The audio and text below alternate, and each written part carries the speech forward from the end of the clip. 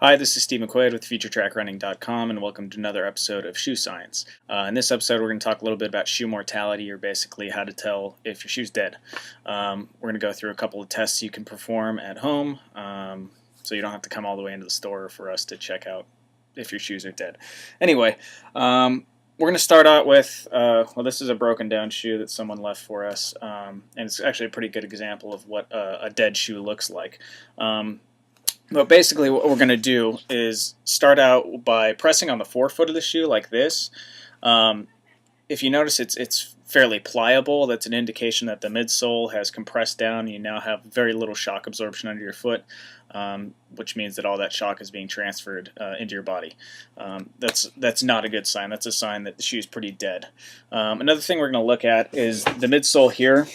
You can notice the wrinkling all through this area in the heel. That's a high impact zone.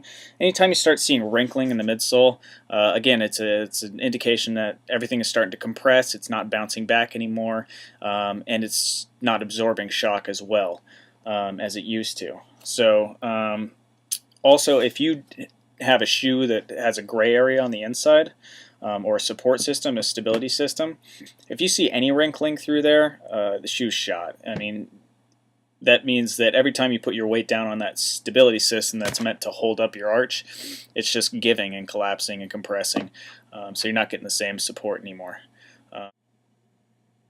Alright, let's look at another way you can tell if your shoe's dead. We'll put this broken down shoe on a nice flat planar surface to basically test it out and see if it's unstable or unstable anyway. You see how this one's kind of rocks when I just put a little bit of pressure on it back in the heel. It's not sitting flat anymore.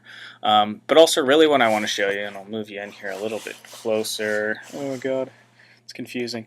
Okay, if you look at the heel counter here, you can kind of see how it's listing to the outside.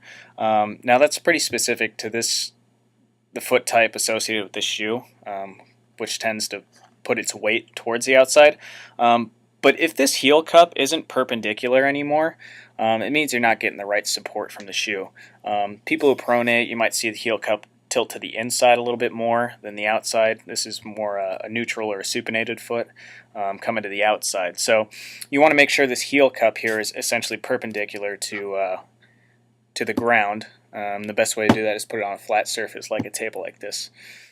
I also wanted to mention that if you're using a shoe that you weren't fit for or doesn't feel right, feel free to come into the store and we're happy to put you on our DNA system. We'll record you on the treadmill for 10 to 15 seconds with our high-speed cameras, and we're able to play it back and show you with our motion analysis software how you look, how your joints, how the alignment of your joints looks in the shoe, and whether you need more support or whether the shoe is working out for you. Either way, we're happy to do it, no charge. Just come on in, no appointment needed, and we'll be happy to help you out.